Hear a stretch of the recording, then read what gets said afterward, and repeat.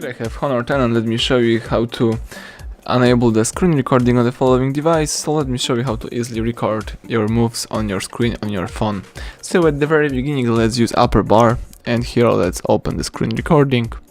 Here we've got the instructions, tap agree, and as you can see right now the device is starting recording the screen. So now you can save all your steps. If you would like to stop the video, let's choose stop right here, or you can for example use this trick. You can double knock on the screen with 2 fingers, let me show you, and you just stop recording.